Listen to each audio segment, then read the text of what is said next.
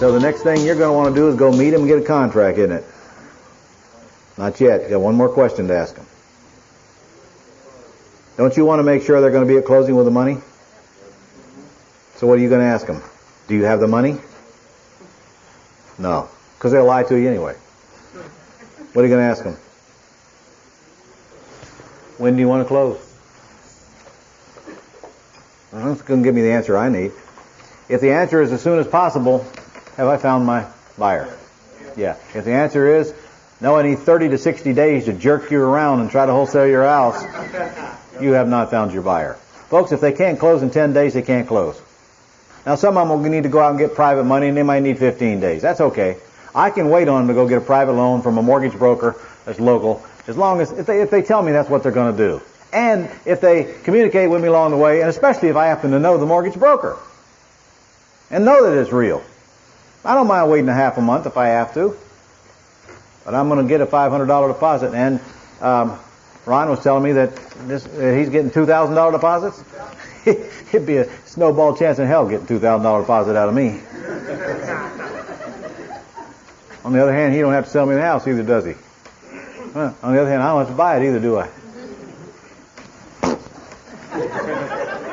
That's the attitude you're going to get after a while. If you're out there making things happen and finding great deals, you don't take no crap off anybody. My way or the highway. And that's exactly what he has the right to tell me if I don't want to give him his $2,000 deposit.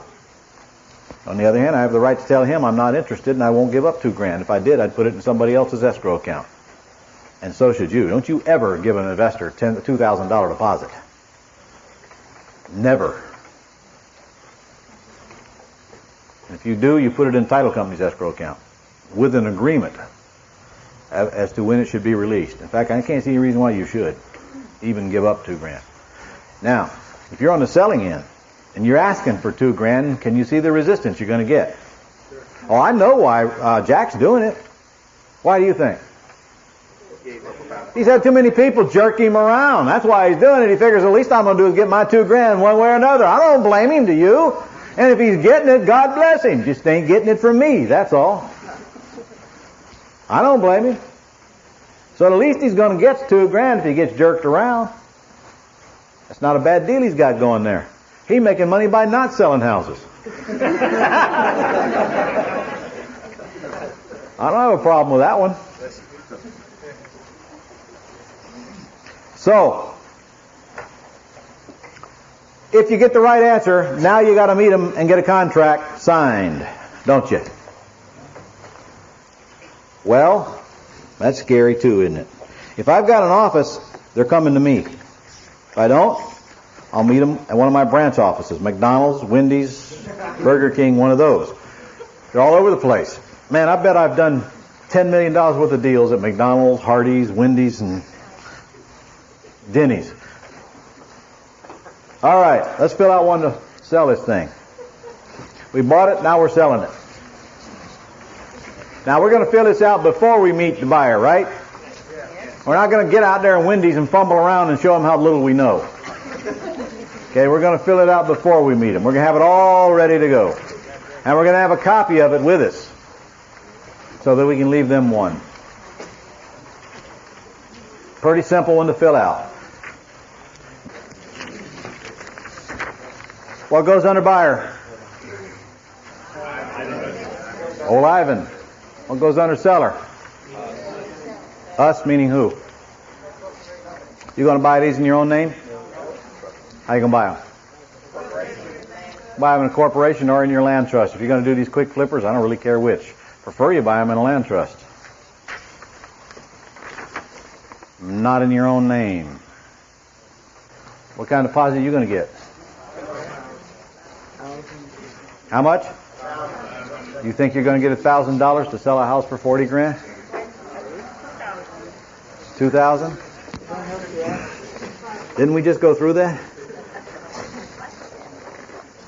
5%? You sound like a realtor. You're going to get at least $500. That's what you're going to get, and I'm telling you, you're going to have a hard time getting more. And you could very well blow the deal when you start asking for. Wouldn't it make you wonder what's up? Somebody starts asking you for a big old pile of money up front. Just guy trying to take my money, does he really even own this house?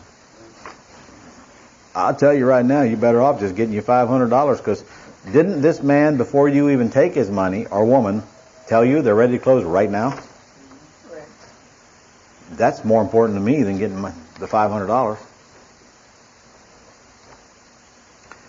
All right, what else? What goes in 1C? 39.5. All right.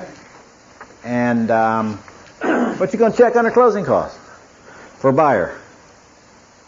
Now, you're the seller. Aren't you going to pay anything? Attorney's fees. Okay, if there is attorney involved. I mean, wouldn't you at least pay the recording? I mean, no? Okay. All right. Well, I'll just check it all under the buyer then. Whatever you can get away with.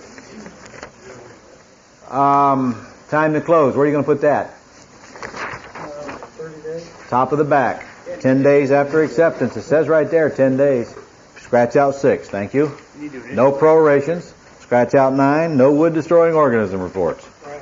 Wouldn't hurt to initial it. But, frankly, if I scratched it out, well, it wouldn't hurt to initial that. Probably a good idea. 10 days on the top of the back. Remember, I'm giving 30 days to buy it. I'm not giving up 30 to sell it. I'm giving up 10 or 15. 10 days after date of acceptance. Okay, occupancy? Vacant. So what else do I need to put in this thing? As is, no warranties. You got it. What if they say, well, I need to get this appraised first? What do you say? Next. Come on, Robin, you ain't that brutal. Oh, yeah? What do you say? You say, well, you can get it appraised, but I'm not going to take it off the market while you're doing it, and it won't be around when you get it appraised, but at least you'll know what it's worth, huh?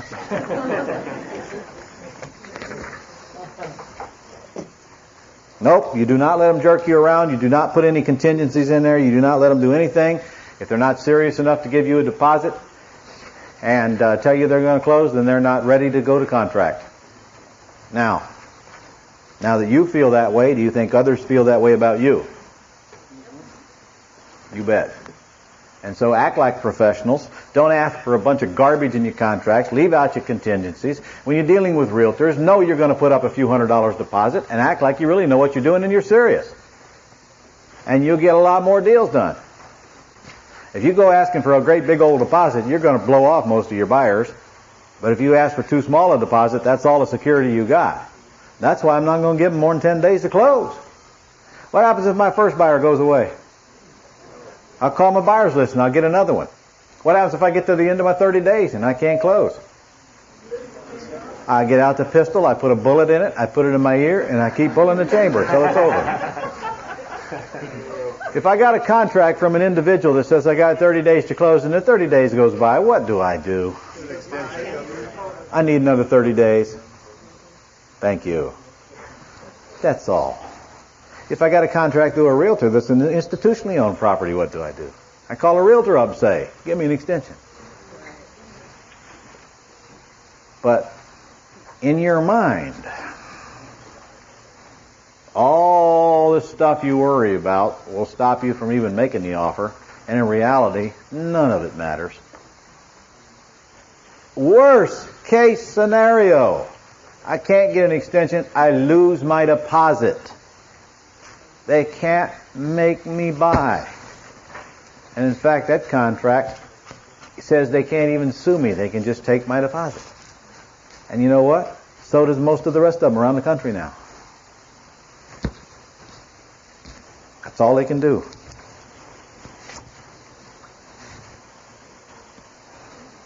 And that's only if I'm wholesaling.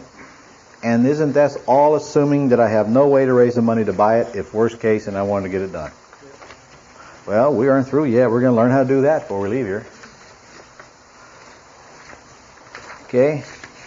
Now I get a contract to buy. Now what? What do I do now? I simply fax the contract I have to buy it and the contract I have to sell it to my closing agent. Right now, all I got is 2 pieces of paper, front and back. One to buy and one to sell. Put them in the fax machine. Pick up the phone. Set me up a closing time and date, will you? And here's my buyer's phone number. Call them and give them all the numbers, will you? I'll meet you there. Now remember, I'm selling this house for all cash.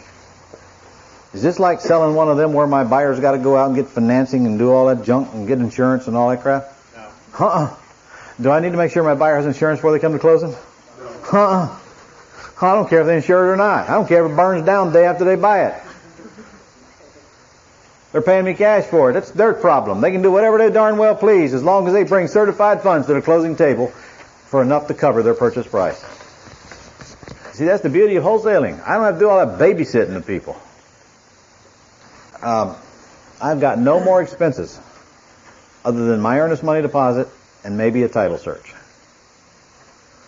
Now, I get a contract to buy, I fax them down there, we set up a closing time. Before that closing time comes, you need to have your closing agent let you look at both closing statements. Have them fax them to you. And then you just look on there and see if there's any unpleasant surprises you weren't counting on, and if in fact they understood who's paying what closing costs and the like. Really, the only thing you really need to even look at or care about is when you're selling it down there at the bottom, check to seller. If that number's right, the heck with the rest of it. That's true. I got a closing package up in my briefcase right now. I closed the house while I was here. That's the very first thing I looked at. Check the seller. Yep. I didn't even care about the rest of it said. Isn't that right, Robin? Yep. If that check the seller's in the right amount, the heck with it. If they screwed up, who cares? My check's right.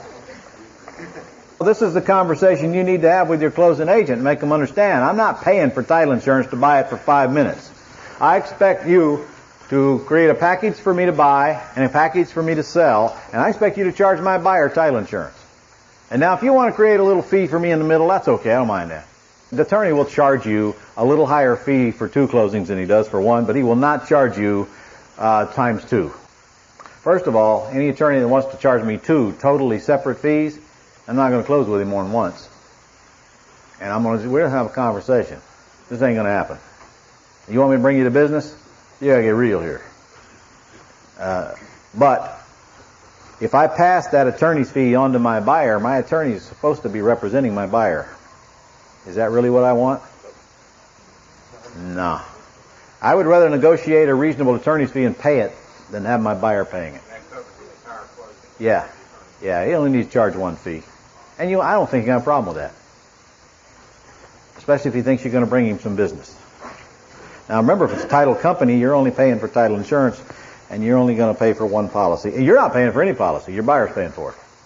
So the buyer should never, and in that case, will never really know what you paid for. The buyer, it's a very good point. I show up for closing, and my buyer gets his package. All he sees is he's paying $40,000. It's none of his business what I just paid, nor even if I just bought it. He may not even know I just bought it 5 minutes ago. Not that I care, but if he does, he will not see my package. What if he says, well, what'd you pay? Less than you. Less than you. The less your buyer knows about your business, the better off you are. That's why I don't like assignment of contracts. Because the buyer knows exactly what I just paid. Now, when I'm buying a junker, could I check on there that the seller's paying title insurance? Huh? And then when I'm selling the property, can I check on the buyer's paying title insurance? Could I literally have them create 2 policies and collect twice if I wanted to? I'm going to tell you what, if I do, I'm going to look at that closing agent and say, you owe me, Bubba. You just remember, next time I ask you for a favor, you owe me. Because you just collected on 2 of them, and you know darn well. Yeah. You owe me. So next time you have to charge me, you're going to charge me the bare minimum. And then, that is real life. Okay, if you put the contract on your own name, that doesn't mean you got to go close in your own name. You see, that contract doesn't say you cannot assign it, does it? Does it?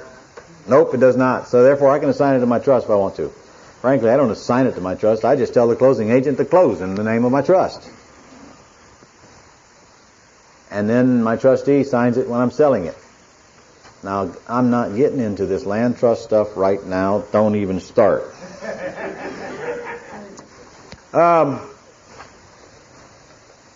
So I show up the day of the closing. Now, there's several things that can happen here. If my seller is coming and selling to me, and I didn't send the package out of town, if I send a package out of town, the title company's already done that and got it back before we close. You understand that? They've sent it out, got it signed, then we set up the closing. Or we set up the closing 3 or 4 days out, and they send it out and they got it signed and it's back. They send it FedEx and it'll come back signed up. If there's a bank involved or some kind of institution, same thing happens. Banks don't come to closing when they sell houses. They sign the packages and they send them. And if that's the case, there's no one there but the buyer and I and the closing agent. If there's a seller involved and they got to come to closing, you just have them come in first, sign everything up, and you tell the title company or the attorney to instruct them that they're coming in for a dry closing. Meaning, they're not going to get any money right then. And frankly, if I were a title company or attorney and I did a closing, there's no way I'd give them a check right then. I'd want to go down and check the title to make sure that there aren't any weird problems coming in the last minute. In other words, I want to make sure they didn't sell this property 4 hours earlier and somebody recorded a deed ahead of mine. Or a lien didn't come against them in the last minute. Because if it did, I'm responsible for it as the title agent or the title company. So it's customary for a title company or attorney to go down and do a final check down. And all they do is check back from the last few days and then release funds. And it's not hard for a seller to understand that. So it's up to the title company or the attorney to tell them, you're going to come and close at 2 o'clock, I'll release the money to you tomorrow morning at 9 or this afternoon at 5. Now, I'm not even telling you the title company is going to go do that, because believe it or not, most of them don't. They'll close and give them the check right there on the spot and take their chances.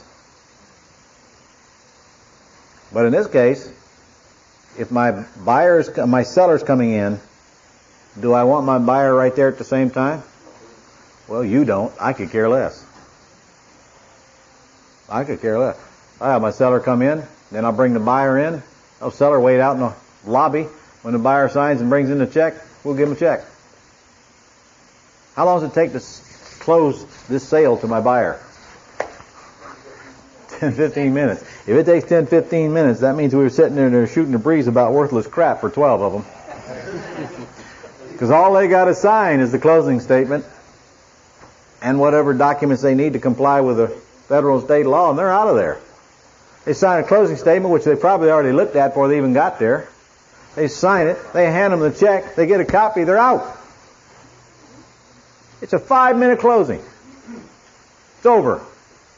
And so I got my seller sitting out there. Now the title company just takes them, and they should have the checks already prepared before everybody even arrives. And if they don't, they sit there and prepare them. They just go, hand them a check. There you go. Thank you. But if that scares you, because you're afraid the buyer and the seller will get to talking, aren't you? Well, what if they do? Is the seller going to tell the buyer what he's selling the house for? Is the buyer even going to ask the seller? Not likely. But what if they do? Do I have a contract to buy? Did the seller come there to get money? Are they going to get money? Are they going to get any more money if the buyer knows what or if they know what the buyer's paying, or if they find out that I'm actually making a profit here? No. Have I got them the minute they sign the contract anyway? Yes. Folks, I have never, ever, ever had a deal fall apart because buyer and seller were at the closing in the building at the same time. And even if they do see each other, they don't know who each other are. And even if they know, I'm telling you, I don't care. I've intentionally put them all in the same room a couple times just to see what would happen. I did. I intentionally did it. I'm playing with it. I really was. I was just cocky, full of myself. So I'm going to put them all in the same room. We're going to sign it up, and we're going to pass it over there and sign it up to him. See what happens. Not a thing happened. Not a thing. Sellers just looked. In fact, I think they were half dazed anyway. And what were they thinking about? All they were thinking about was they were ready to leave with that money that they came there to get. They didn't even care. So you guys are worrying about a lot of stuff that really is not necessary for you to worry about. Simultaneous closing. You get a copy of both packages and you get a check for the difference and you go home screaming and hollering. Isn't that right? Is that the way your first one was? How much money you make on the first one? I know. I remember my first deal. I'm going to tell you, I'll never forget it. I only made $3,002 on my first little wholesale deal, and I immediately called my boss, told him to shove it. Does Murphy live where you live? This is where I live too. Okay? Things always going to go wrong. We're always going to have problems to solve. All right. Again, you could be asking too much. Lower it. And if you made a mistake and offered too much, you can either back out or go lower your purchase price. Or it's in a war zone. Not much you can do about that. You can go lower your purchase price, keep on trying to sell it, or back out. Folks, I don't have a magic wand. Next time you learn more and you do it better and easier. Or it's in such a serious rehab it scares even seasonal investors away. Is that possible? Major rehabs will scare some investors away. But if you got a major rehab and you're asking a cheap enough price, I promise you there's somebody there would love to have that property. Many times they're contractors. And many times they feel like they're going to do the work themselves, but you still got to price it right. The uglier the house, the better your deal, but sometimes they're so ugly they scare your unseasoned investors away, and sometimes even your seasoned. And I'll tell you one thing that really scares them is rotten, big time rotten roofs. I mean, lot of rotten wood. They don't scare me a bit because I've done too many of them. I mean, they're just boards. In my case, they're just checks. They don't bother me a bit. I've literally decapitated houses and started over, beams and all. It's just wood. You think about it, it's just wood. It's just 2x6s, plywood, and shingles. That's all it is. Sounds scary though, doesn't it? Or no one calls from the ad you placed. If you run my ad, they'll call. Now, unless you got the wrong phone number in it. The next day, you got to check the ad. Always check the ad. Make sure it's in there. Make sure the phone number. If it's not, get on the phone. Tell them you want to make good. They'll run it again the next day, and they'll give you an extra day for it. You got the right ad in there, and no one's calling? Do you have it in the right section? Put it in the investment property section. If I'm using an answering service, you need to call it at least once a day. And pretend like you're the client that's calling. You're going to have to work with them for a while to get them. You know what the biggest problem with answering service are? Put people on hold. Putting people on hold is death. Death. So when you do an answering service, you set them up, you say, listen, I'm going to check you every day, and if you put people on hold, this ain't going to work. So you tell me right now, I'm running ads to try these people in here, I cannot have them on hold. And then they will tell you, nope, we don't do that. They're lying. You got to check it. And if you check it, you need to get the name and phone number, evening and day of the boss. And their mobile. And then when you call in and they screwed it up and they put you on hold, you get on the phone with it right then. I just call, put me on hold, 10 minutes. Fix it. And they will. Or you don't. You get rid of them. Get another one. Now, you don't have to use an answering service. I'll tell you right now, you got some very sophisticated voicemail systems out there right now, and they have a lot of pluses on their side. Number one, you don't ever get put on hold. Number two, you don't ever get a Popeye's chicken graduate answering the telephone.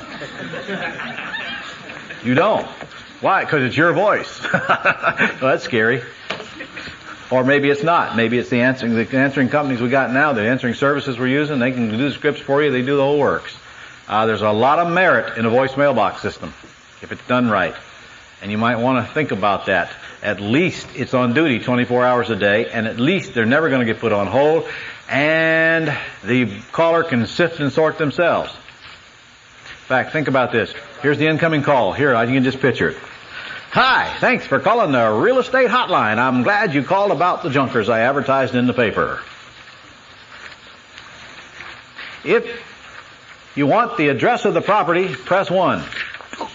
They go to 1. You give them the address. If you want to know the price of the property, press 2. Or you can just give them that with the address, can't you? The property is $30,000. It's over at 1233 Maple Street. It's ugly. I think you'll like it. I'm serious. It's ugly. I think you'll like it.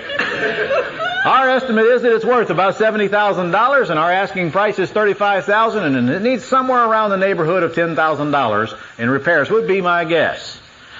If you're interested in us calling you when we get another property like this, press 2. Now, any sophisticated voicemail system right now will keep a report of what they press. So don't you know the report will show they said yes. What's the next question? If you want to buy anywhere in town where we get a deal like this, press 3. If you want just in the area this property's in, press 2. Oh, if you can come up with money and close quickly, within 10 days, press 1. If you need more than 10 days to close, press 2.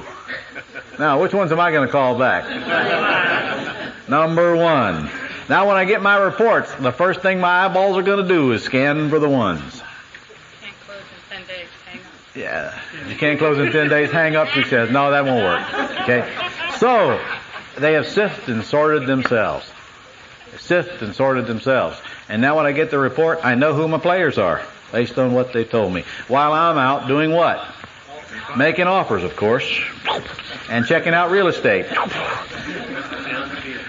Yeah. All right. What else can go wrong? You're offering a multi-family unit and you can't get any interest. Well, I'll tell you, that depends on where you live. Robin does a lot of multis, don't you? 2 units, 3 units? That's all they ask for. That's all they ask for? Well, not where I live. Need 'em like that. Where I live, man, duplexes are miserable to get rid of. For some reason. Houses. It's houses. But if you got a big market in multis, why not go out there and grab all of them? Now, multi means less than 4, folks. Over 4 is a totally different ball game. Over 4 units. Different financing, different rules. Over 4, it's commercial property. Ugly. It gets ugly. So it's 4 units or less.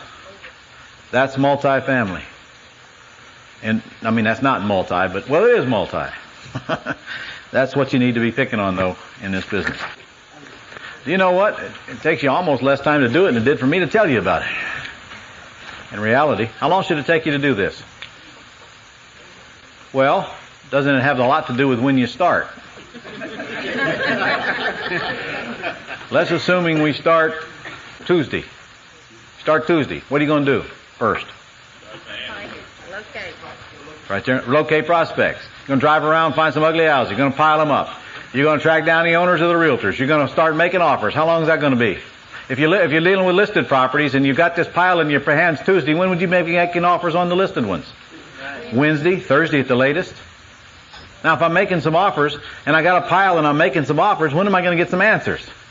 Friday, Monday at the latest. So when am I going to get my first deal accepted? I don't know. When are you going to make your first offer? And then if it fails, when are you going to make your second? And if it fails, when are you going to make your third? Oh my goodness, what if I'm making 10 offers at one time? What if they all get accepted? We paid too much if they all got accepted. What do you think the chances of them all getting accepted are? 0. Nothing. No way they're all going to get accepted. Nothing. No way. So, are you going to make 10 of them all at one time? You can. That's scary, isn't it? Well, what about all them deposits I got to put up with them realtors? Well, you can put one if you're dealing with one realtor. But if I'm dealing with 5 or 6 different realtors on 5 or 6 different properties, I'm looking at 5 or 6 different deposits. Aren't I? So you got a choice. You can play them out one at a time, or you can just put up the deposit. No, you don't have, you're not costing anything unless you get the deal. They're going to give you the deposit back. You don't. And the truth is, and here's how I like to see you work it. I tell the realtor, I'll give you a deposit upon return of accepted agreement. And many of them are happy with that. And many of them aren't. And now I don't even have to write a check till I get the contract signed. You see, if they don't put it in their escrow account, they don't have to give it back to me, and they don't have to account for it. It's easy on them. Now, they got to believe you're going to buy. Now, the minute that thing's signed, they're going to want to check, aren't they? And so, is that good or bad? In fact, at that point, will you find a way to come up with 4 or 5 checks for $500? Yes, you will. You absolutely, because you're only days away now from checks for thousands of dollars. See, before you got here, this was just a myth. But it's not a myth anymore. This is real bona fide business. And it works. By the way, HUDs and VAs are pretty much a waste of your time. Now, in some areas you can still buy them. But if you do, they need to be bad ugly. Won't hurt you to keep an eye on them. But you are not going to pay any more for a HUD or a VA house than you are for any other house. On a VA house, if you don't pay the asking price, you don't get it. So if you know the asking price is more than you'll pay, why even bother? On a HUD house, you can buy it for a little less, maybe 15% less than the asking sometimes. If you're not willing to buy it for 15% less than the asking, why bother? But sometimes the brokers screw up and they get it way down there to the low asking price. And I gave up on HUDs 3 years ago. I used to buy a ton of them too. But they changed the rules on us and they just forget them. Okay. I'll let Rick come up and tell you what he's been through and some of the pre-screening process that he's done. And Rick, why don't you tell them what you do when you're not working up here? So far this year, I have purchased, as of last Thursday, it makes 13 houses. And that's just strictly part-time, strictly give me the deed. I don't do lease options to any great degree now. If they're not interested in giving me a deed, I don't, call me back when you are. And so, how many did you do last year, do you know? 25 last year. Okay. And I remember looking at a chart that you gave me that you created about $500,000 worth of cash and equities in those 25 last year. Mm-hmm. Well, all right, let's get on these houses. Okay. Tell us what you got. First, give us your realtor saga. Okay, I'll tell you the saga of the realtor to start with. Typically, we try to get some advance notice of who we're going to be using, let them go out, pull listings, pull agreements, send them down to the office, we preview them back and forth, and settle on some good houses. It basically, somebody just comes in and verifies to make sure they're good prospects. Unfortunately, the people that we had been dealing with were not as, I'm not going to say didn't work out. Let's just say didn't work out. So, in essence, out of the 13 or 14 properties that they have sent me, we're going to be looking at 2. The rest of them were pulled once I got into town, and based on some alternative realtor contacts and going out and actually looking at houses and picking and choosing some other ones once we got out in the field. So we've got about 9, 10 good prospects that I've already pre-screened. They're ugly houses. They will be able to be gotten into. We had some other ones that were real ugly that the initial realtor scratched off the list as late as 3 o'clock this afternoon. Oh, no, we could never get in those, so I'm sorry, we're not going to be able to take a look at them. So we still have 9 or 10 good prospects to take a look at, but... Well, we don't have to get in them to make offers on them, though, do we? Not at all. Not at all. Isn't that real life? In real life, you walk around, look in the windows and make offers on the houses. Where does it say you got to get in them? Hey, if you know the ARV, and you know the repairs are 10, 15, or 20, can you look at the house and decide from the outside? Let's see, it looks like a 10 or a 15 or a 20er. You got your mayo, you know what you're going to offer based on what you see. No, it's a little bit more sophisticated than that one. You at least look at the house or the picture first. In your case, you're going to see the house, you're going to pull right up to it, you're going to see the neighborhood, you'll know what you're dealing with. I want you to really get the feel. I want you to really think about it that way. So you had a last minute scuttle here, which when you're dealing with realtors, you better be prepared to do some things different than you planned on. Unfortunately, I got one of the 97% that was basically clueless. Had a good idea of what she thought we wanted, but it was just not what we needed. So we did what I told you not to do this morning. We tried to find a realtor and back them into ugly houses instead of finding the ugly houses and backing in the realtor. Correct. Of course, we had to do it from a distance. You get the luxury of being in the city where the properties are. All right, so we got some properties. Got some properties. Tell us about the junk here we got. And these things are like cockroaches. Anytime you see one, or you go out to find a listing, then you're going to see 3 or 4 other ones once you get out there. That's my cockroach theory. See, cockroach theory. Very visual. Okay. First of all, why did you pick them? That's what I'm going to go over. Okay. What we had was the realtor to pull vacant. In the description, it would have some kind of term that would denote something that would be of interest to us, such as bank owned, such as foreclosure, such as handyman special, or needs TLC, or sold as is. Any of these key words in the remarks section that lets us know that it's an ugly house. What we also look for is houses that are priced a fairly substantial amount below what the market value of a repaired house would be. The spread, folks, the spread. Exactly. The number one selection criteria. Correct. So all of these houses are listed below what the market value of the after repaired value would be. And how'd you determine the ARV? The way we determine the ARV is to pull the list of properties that had been sold in those neighborhoods. We found out what the top market values were, which would constitute the after repair value for the neighborhoods, and then we came in with some that were substantially below that. Okay, so you found the prospects based on the comments. Correct. All that stuff that's in the print, in the middle of the printout.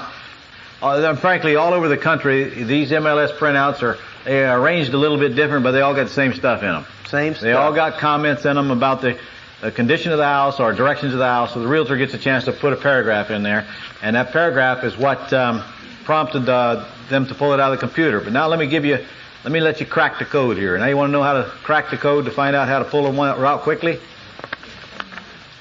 Let's say you're in the neighborhoods where you want to be, and you find out that the houses in good condition are running around $80 a foot in that neighborhood. They're selling for about $80 a foot. Capiche? And you're going to find that they're all selling about the same dollars per square foot per neighborhood. Give or take. If one in that neighborhood sold for 80 a foot in good condition, the rest of them are going to be right darn close. All right? All you do is tell a realtor to search for anything in that neighborhood that is on the market for, say, less than $50 a foot. You just build your discount right off the bat. You just automatically put in the ones with the spread. The trick is finding a realtor that knows how to get the computer to give those results. Which isn't that difficult when you're doing it by the foot like that. Now, automatically, anything it prints out is going to have some kind of a problem. Automatically, the spread's going to be there with or without the comments in the middle. Mm-hmm. Whether the printout is there or not, the square footage very well may be in the computer. It has to be in the database. You bet it has to be somewhere in there. And even if it isn't, I'll bet you there's a way to get this thing to pull it up. You let the realtors figure that out. Right. But if not, you're just going to have to go back and pull it up by comments. You can put in these nasty words and print out everything with those nasty words in it. So Yes. Map merge. Yeah, your square footage is on your tax rolls, for sure. And I've never seen, in fact, all MLSs have got sales per square foot, dollars per square foot that they sold. In fact, if they didn't, they couldn't do comps. They couldn't. When they print out the comps, they go high, low, and average. There has to be some kind of computer logistic logarithm formula to do that. Now, I will say this. When I pull up comps at home, typically I will go both with the MLS and with the tax rolls. Let the tax rolls pull it up. The tax rolls will absolutely have it on there. Yes. The MLS may not, for lawsuit reasons, have it in their information, but the tax rolls will absolutely have it in theirs. That is because you got doofus realtors doing the input. All right. Anyway, let me read you some of these words in the middle here. This one says, I like this one. this one. Super corporate value. Inspect, compare, and price per area. Sold strictly as is. No termite. Sweat equity equal future value. Oh, isn't that cute? Spacious bungalow in need of repairs to roof, windows, carpet, paint, an ideal family area, light, bright, and open. That means it's got a hole in the roof. Probably. There you go. Now, that was sold, isn't it? Yeah, that one is sold. That's one of the comps. Oh, Now okay, that's You comp. know, that All right. lasted 10 days on the market. Yeah. Okay, the listing. Let's see. Let me make a point while you're doing that. Okay. In the middle, you'll find the paragraph with the words in it. Any MLS system in the country, you can, if you know how to manipulate things. If you don't, you can call the MLS and they'll tell you. You can print out nothing but the middle paragraph. Sure. Now you got 10 or 12 of them on a page, and it's got the MLS number on it. You just read middle paragraphs.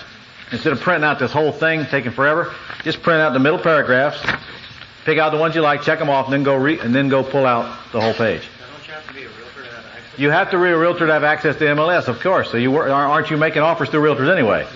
So they have the access. You just tell them what you're looking for.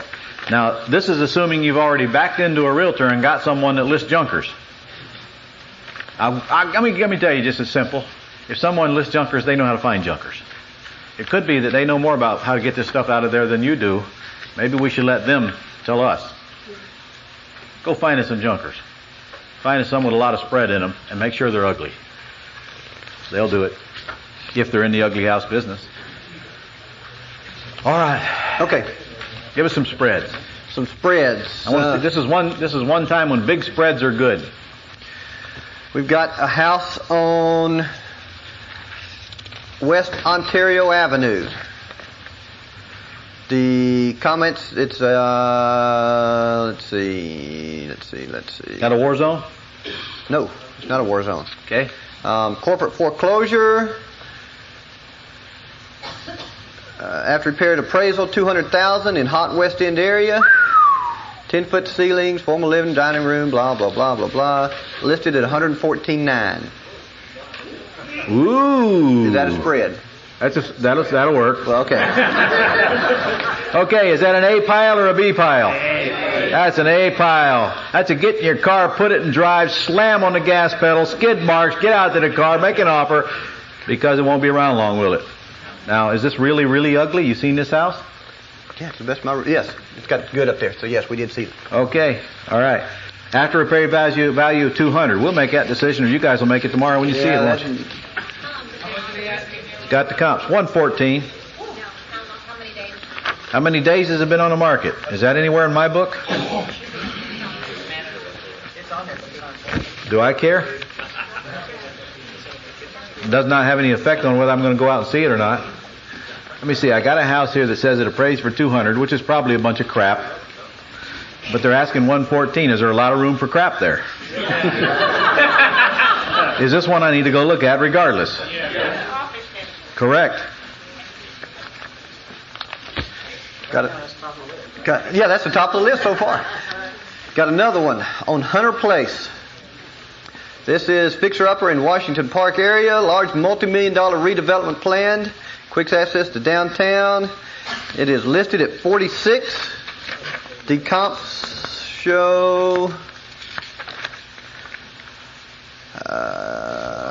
72.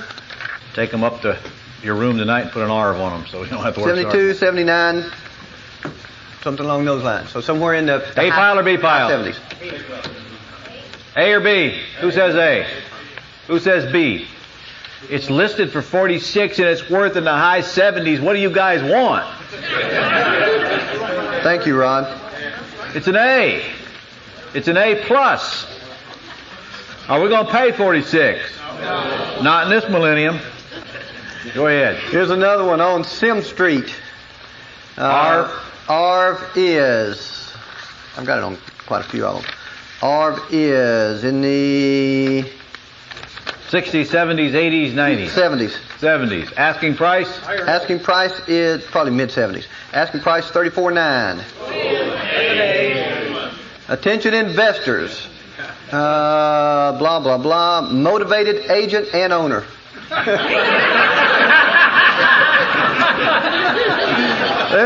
They don't pull any punches, Ron. Agent needs money fast. Has car payment coming up. How many bedrooms and baths is that? That one is 4 bedrooms. I can imagine what that One baby bath. looks like. 4-1? 4-1. 4-1, 1,400 or so square feet. Okay. It's 4-1 now. 1,400 square feet, that's all I need to know. Next one is on Bonnie Bray Avenue. R. R is 70s. Asking. Mid 70s. Asking 59. A or B? Well, Boy, you spoiled fast. Mid-70s asking 59. Does that mean we're going to pay 59? No, is it a sure one we ought to take a look at? Now, would I drive clear across town to look at it? No, but I would certainly put it in my look at pile. Okay. bank foreclosure. Oh, it's a bank foreclosure. So strictly as is. Absolutely. Excellent opportunity for bargain hunter.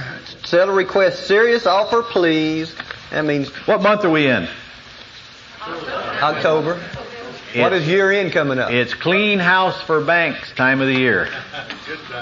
Yes, it is. If it's bank owned now and it's listed anywhere near below market value, it's worth looking at. If it's ugly. If it's pretty, it's a waste of your time. All right, next. This one is on Don't worry about where it's at. What's the ARV? the ARV appears to be high 70s. What's he asking? Asking 68. Huh? Bank owned? Yep. Okay. What's bank owned tell you? Tells you it's free and clear, doesn't it? Also tells you it's vacant. Also tells you they gotta sell it. They don't have an option. Four Doesn't it? 4 bedrooms, 2 baths. They're not emotionally attached either, are they? Mm-mm. 4-2. All right. Got Next. Next is Beecher Street. ARV. ARV is looks like in the 85, Asking. 48. Can you guys see that some of these houses you're going to be looking at, they're actually asking below Mayo? If you don't buy the house that their asking price is below Mayo, it's because you snoozed and you lost or somebody beat you to it anyway. I mean, these are no-brainers, folks. When you got those kind of spreads, it's not hard to buy houses. It's just not hard at all. However, now, if you spend all your time looking at $70,000 askings opposed to $75,000 values, you might have a little bit more trouble. Take the time to pre-select the best candidates and don't spend your time driving around your city wasting gasoline. There's no chance I can go out and look at 10 properties like that and not buy 2 or 3 of them. Not only that, but keep in mind when we're going out to these properties and we use our cockroach theory of driving back and forth up and down the street for 10, 15 minutes once you get to the one you're looking for, I can promise you this list will triple. You are going to add at least 2 additional houses to make offers on for every one that you go out there and look at. Amen. In fact, can you take your cellular phone with you and call a realtor on this listing right there while you're moving around? Yeah. In fact, if you take your cellular phone and say, hey, I'm looking at the house on Maple Street. What's the asking price on it? She tells you, and it's ugly. You say, listen, if I put that property in excellent condition, what would you sell it for? She tells you. You got enough information to make an offer? Oh, well, what if you can't get in? Well, you're right there looking at the dumb thing. Get out of the car and go look in the windows. She'll meet you out there with a key. It only needs 10 or 15 or 20. Make your offer right on this. Tell her to meet you. Make your offer right on the spot. Well, you could do all that stuff if you weren't tied up with that doofus job, but you guys probably won't have time to do it. All right, let's go into some common questions from wholesalers. How do I get inside of vacant houses to inspect? Well, you either, in most cases, you don't. If you don't, you look in the windows. If you can't get enough facts there, you're just going to have to get the realtor to let you in. Of course, if you're licensed, you can get a key of your own, can't you? That's one argument for getting a license. I would not do it just for that. However, I did it just for that. One time I went out and got a license just so I can get that key, get in all the lock boxes, and then so I could get access to the MLS. The truth is, you can get access to the MLS through your realtor. You shouldn't be doing that computer crap anyway. They should be doing it. You should be making offers. If you can't get into the house, you'll find that you can look in and see what you need to see. If that's not the case, then you're just going to have to get the agent to let you in or do business without getting in, one of the two. What if I'm wrong on repairs? If you're so far off, the estimate kills the deal, you offered too much. It's just that simple. If you're that far wrong, you offered too much. I've been as far as 50% off on repairs, and it just didn't matter. It just didn't matter. How do I know the agents won't steal my deal? I get that one all the time. Well, you don't. But it's rare. And folks, you got to know that agents are licensed individuals. If they steal your deal, they're usually violating, if not violating their code of ethics, they're violating their fiduciary relationship. And the truth is, most agents don't want your deal. Most agents wouldn't know what to do with it if they had it. And the ones that know what to do with it don't want it because they're scared of it. If they knew what you know, they wouldn't be doing this for a commission. Don't worry about them. If you lose a deal once in a while, chalk it up to experience, get rid of the agent, quit crying over spilt milk, and go milk another cow. It's only a deal. There's a bunch of them out there. Will I need a deposit for every offer? I've covered that. The answer is no. You'll put one deposit in escrow, or you'll put on the contract, the deposit is due upon return of accepted agreement. Did I assign my contract to my buyer? Do I simultaneous closing? We've covered that. You'll assign it in cases where you feel comfortable with the buyer knowing what you're making, if it's assignable. If not, you'll do a simultaneous closing where you'll take title, and a few minutes later you'll transfer that title to your new buyer. What happens if I can't close? You lose your deposit and both kneecaps when Guido comes out. Okay? The biggest risk you'll ever have in wholesaling is the size of your earnest money deposit. What if my buyer backs out at the last minute? We talked about that as well. You just go get another buyer and postpone the closing. Here's the most common mistakes that entrepreneurs in the wholesaling business make. Number one, they buy in the wrong area. They buy in the wrong area because buying properties cheap in the war zones is easy. So they'll go into the war zones and they'll pay the same prices in the war zones that they would pay in the decent areas, and then they'll expect the people who want to retail to buy in the war zone. They forget that part of the problem. You've got to stay in an area that's retailable. Now, of course, again, if you buy in the war zones, you can always buy them. If you buy them cheap enough, you can sell them to landlords. They pay too much. You have no idea how many times people call me on the telephone. They say, Ron, I can't get rid of this house. I'll say, why? They say, I don't know. I'll say, what's it worth? They'll tell me. I'll say, what are you buying it for? They'll tell me. I'll say, no wonder you can't get rid of it. You pay too much. You're working on the greater fool theory. Your business is focused on finding somebody dumb enough to pay you that price, and you're going to force them to go to a seminar in the School of Hard Knocks. Even if you sell it, they're going to come back and hate you forever. If you pay too much, don't expect somebody else to pay more. That's one of those two right there are the biggest killers right there. They pay too much and they buy in the wrong area. I'm working with the wrong agents. If you're working with the wrong agent, they'll drag you down, they'll poison your attitude, they'll poison your ambition, and they'll take all the motivation away to go find deals. They'll absolutely convince you this can't be done in your city. And maybe they're right if you keep hanging around with them. Remember this. If that agent is so smart, they'd be doing what you're doing.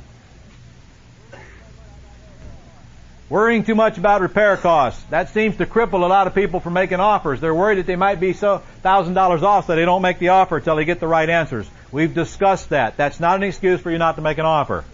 I'd rather you make an offer, make it too high, and lose your deposit than sit around worrying about repair costs and not making the offer because you're afraid of something, you're going to lose something. You've got to get the offer made. In time, you'll get to be a real expert at estimating repair costs, and I'm going to tell you, it's going to take a fraction of the time you think it is. A fraction. In fact, if you'll let me, I'll take you out in the field and show you how to do it in just a few hours. Letting lack of money stop you from making offers. How many of you are not making offers right now because you don't know where the money's coming from? I'll bet you'll be glad to know that you're not the first ones that I've ever asked that question to that raised their hand. Do you need money to wholesale houses? Keep saying no. I keep saying it, but you haven't quite been convinced yet, have you? Do you need your money to wholesale houses? Well, you do, don't you? You got to put up some deposits. We measure those in hundreds, though, don't we? No. Not thousands. We measure deposits in hundreds, not thousands. Folks, it doesn't take money to find a bargain and pass it on to a bargain hunter. If you get it sold before you have to close, the buyer brings in the funds. If you don't get it sold before you have to close, you're either going to find alternative ways to fund it or you're not going to buy it. And regardless of what happens, do you need money? No. No. So if you don't need money, then why in the world would that stop you from making offers? Oh, 'cause you're scared. Right? Scared of what? Not pre-qualifying prospects is a big killer. That means when I'm buying houses, if I don't take time to get to the right prospects, do the right things, I'm wasting my time. I'm not going to get anything accomplished. I'm making offers on pretty houses, and I can't understand why I can't buy one at the prices that I'm offering.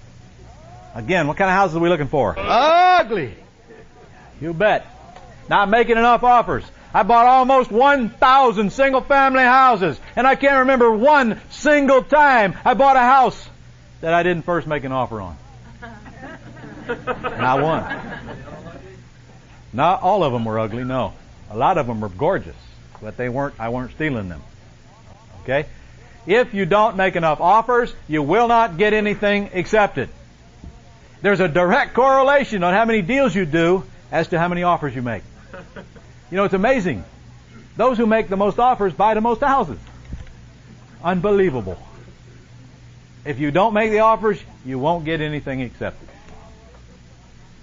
No follow-up system will not keep you from getting some deals done, but will penalize you because of deals you could have had. And the sorry part about that is you just never know what you lost. So you don't miss it because you didn't follow up. Not building a buyer's list. Oh, I don't know why people don't do that. I don't know why. If you're going to buy a house, if you're going to run the ad, and you're going to take the calls, why in the world not take a couple minutes and build a buyer's list? So simple, so easy to eliminate that process the next time. Not learning the rest of the business. There's so much money in the lease options and the owner financing side of the business. You've got to be able to distinguish what model the seller's needs will fall into, and believe me, you will not steal the houses from everybody who calls you. But if you can't do something other than stealing it, you're just missing a huge income stream. We'll go through that in Module 2 and Module 3, lease options and owner financing. Taking advice from unqualified advisors. Oh, this is my pet peeve. I love this one. To whom are you listening? Listening to the wrong people will get you exactly where they want you to be. Broke. Or maybe you think people really want you to make money. Do your peers really want you to succeed? No way. They want you to be right down in the dumpster where they are. Crawling and groveling in the dirt. Just barely getting by. Feeling sorry for yourself all the time. That's where they want you to be because that's where they are. And you know who your absolute worst enemies are? Oh, I hate to tell you. They're real close to you. Your family. May or may not be your spouse. Whether it's your spouse or not, it's usually your family just the same. Brothers, sisters, parents, and sometimes even children. It won't work in their minds because it's something new and it's something different. And people always shy away from something new and something different. If a spouse is your problem, may I suggest that you get your spouse to one of my seminars, and if I can't get them at least working with you mentally, you got a problem. I don't want to say that. But, I'm not going to act like no marriage counselor here. But I'm telling you right now, there's a never-ending supply of folks who won't do this business or can't do it because their spouse just will not get off their back long enough to let them. Okay? I'm telling you, I have gotten a lot of spouses in the right direction just by coming to sit through. Bring them to a conference, for crying out loud. Bring them to a conference. Or bring them to one of my seminars. That doesn't mean they're going to work with you. But it certainly means that they'll understand what you're doing and they'll get a better feel for it and they'll leave you alone long enough to do it. Now remember, I told you my wife has never worked in this business. My wife don't know the difference between a note and a mortgage. Probably never will, could care less. But she doesn't get in my way. Or I'd have to kill her.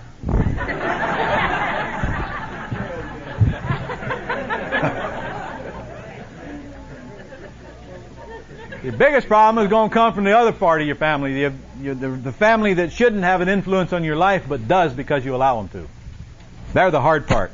The spouse, usually you can overcome that one. Never take financial advice from anyone who isn't make several times what you make. Who do you take advice from? Millionaires. That's the right people. Who do you take advice from? You take advice from your accountant. You know what the average accountant in this country makes? $38,000. Is that who you want to take advice from? Well, how about an attorney? You go to an attorney for financial advice. The average attorney makes $58,000 in this country. Do you really want to take financial advice from somebody who makes $58,000 a year? How about your brother-in-law? That's a good one.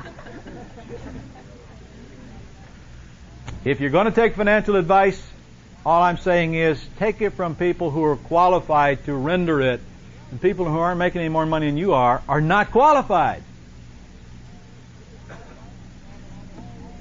Free advice is almost always worth what it costs. Good advice is almost never free. Okay, let's talk about how to build an automatic pilot business. We're getting close here. All right. There are really only 5 basic things to master in the wholesaling business. And walk this through with me. Once you've conquered them, you can train others with very little effort to do most or all of the work, as I've done. I've trained people to do all of the work. Okay, number 1, pre-screening prospects. My realtors do that for me before they even fax them to me. My realtor. And then I further pre-screen them from my desk by looking at the comment sections, and I only go out and send somebody. I only even send my wife out to look at the best candidates. I don't want her to run around out there for nothing. I pre-screen them, and she goes and looks, or other folks go look for me. Determine the market value. If I don't know the market value in the area, I'll have the realtor fax me some comps, and I'll determine it from that. Can anybody do that? Yeah, with 10 minutes worth of training. Estimating repairs. Remember the sheet for dummies that I told you about? All they got to do is put a check mark under yes or no all the way down the list. Does the house need a roof? Does the house need a kitchen? Da-da-da-da-da-da. If you know the major components, now this is once you've been trained, of course. If you know the major components of what it costs to fix a house, can you just look at the photographs and look at the list and add it up? The answer is yes. Now you may not believe that now, but you will. Making offers and counter offers. Now isn't that what you should be doing? I mean, isn't it? You're the one that controls the purse. You're the one who controls the offer. Your focus should be on controlling the deal and making it work. You should be making the offers, and you should be making the counter offers and letting everybody else do all the rest of this nonsense. What about selling? Do you even need to do that? Can a minimum wage employee pick up the telephone and call your buyer's list? Hello? Can a minimum wage employee pick up the telephone or actually answer the phone and fill out the 4 questions on your prospect collection list that I showed you? For you pre-screen your... Absolutely. You don't need to be doing all that junk, folks. You need to be focusing on creating revenue. Okay.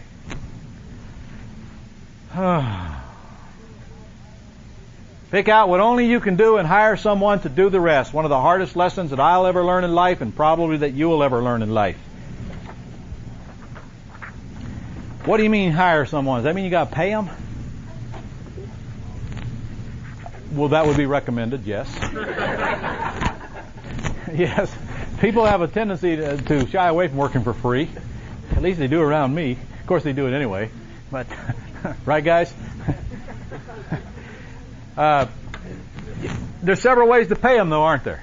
I have arrangements where I pay them on a partnership basis. I split the wholesale with them. I've had arrangements where I pay them by the deal. You bring me a deal, and I'll pay you by that deal. I've had arrangements where just pay them a finder's fee, where they just bring in the information and I have to do all the rest or get somebody else to do all the rest. In my wife's case, I just sacrifice all of it.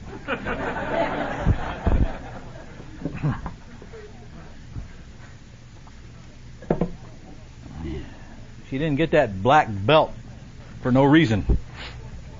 Okay, let's see if you can afford to pay somebody. Imagine somebody on your payroll who does nothing all day but bring you hot leads on qualified prospects, runs your errands for and mows your lawns and does whatever it takes. What would you have to pay him? $300-400 a week? Huh? Does it matter? What do you pay him $500 a week? Well, pretty good, isn't it? For someone to do that? Do they have to be highly skilled to do what I just put up there? Do they have to be highly skilled to go take pictures of houses and fill out a sheet for dummies? Hello? Do they have to be highly skilled to mow lawns? Run errands? Am I looking for highly skilled employees here? No. I'm looking for someone with some common sense and hopefully a car. So I don't care what you pay them. If you pay them, can you pay them $1,500 a month? That's pretty good pay, isn't it? For that kind of a job? You realize you're talking about 1/3 of one little wholesale deal per month, folks?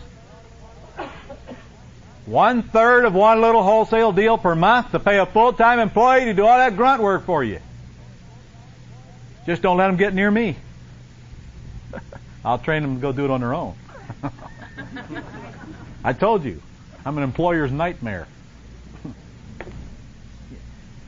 Can you afford not to have someone based on that?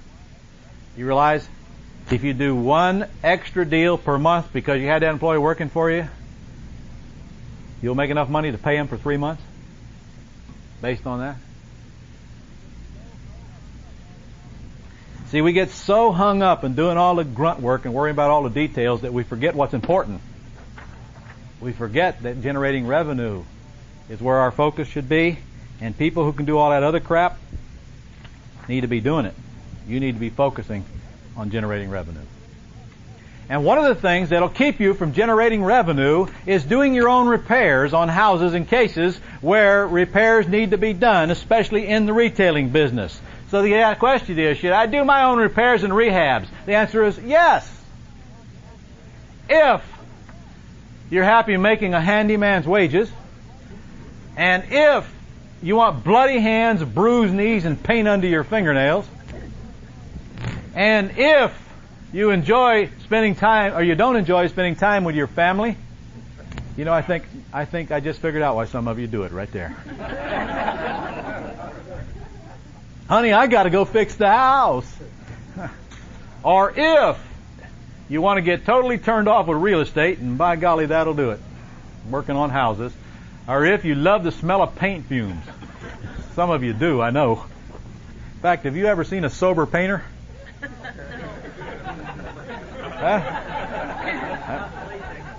Oh. Or if you want to stay broke, just keep fixing houses. Or if you don't understand the best use of your time, sure, go ahead and fix houses. Is this business worth your time? Let's see. The average wholesale deal is worth $5,000 to $10,000 in low-priced areas. Using the $5,000 figure, it would take 20 deals per year to yield a $100,000 income. Is that correct? That's 20 a year. You've heard some of these folks stand up here and say they've done that much in 4, 5, 6 months. When properly trained, an investor should get at least one offer accepted for every 10 to 15 presented. Therefore, using 15 offers per deal, a whole year's work would consist of making 300 offers to make $100,000. Is that correct? 20 deals, 15 offers per deal is 300 offers. All right? That's 25 offers per month or 6 per week. And that's assuming you don't get better than 1 out of 15 and that you don't make more than $5,000 per house. Folks, $5,000 is about the minimum that I'd let you do a deal with, wholesale. And I would expect you to get better than 1 out of 15 real quick if you hang around me very long. But just based on those numbers, making 6, how long do you think it'd take you on Saturday morning to make 6 offers? You're talking about visiting 6 houses in the same general vicinity. Remember, you asked the realtor to pull them all up in the area you gave them, didn't you? Tell you what, why don't we do 12 houses twice a month? Would that work? That gives you 2 Saturdays off. Now, I don't know what you're going to do with the other 28 days. You can go back and get that job. You can go back to work and realize that security. Oh, yeah, and keep your insurance. Yeah. Thank you. You know, we got to concentrate on our priorities here, don't we? Is it worth your time? Perhaps you should be asking yourself, is your job worth your time? Think what would be happening in your life nowadays if you took the same 40 hours you had now and you spent it on yourself doing a fraction of what I've taught you to do here. And let's just assume that half of what I told you was crap. Which it isn't. But let's just say you did half of what I just showed you, and it took 12 offers a week instead of 6. Would you do 12 offers a week for $100,000? You know you would. You have to ask yourself, what do I do now for $100,000? Many of you say, I don't know, because I ain't never had it. Worked 3 years, you say. Can you think of? Just think about it. That's true, isn't it, John? Some of 4 years. You think about that? 3 to 4 years to make the same amount of money that you can make by wholesaling 20 stinking little deals in 1 year, playing golf a good part of your time. I think that I have given you enough information within this course to make you a wholesaling machine. I hope you take that information and I hope you use it. We're here when you need us. We're not going to love you and leave you. We'll be around. Utilize the hotline service that comes with this module. I thank you for listening and good luck.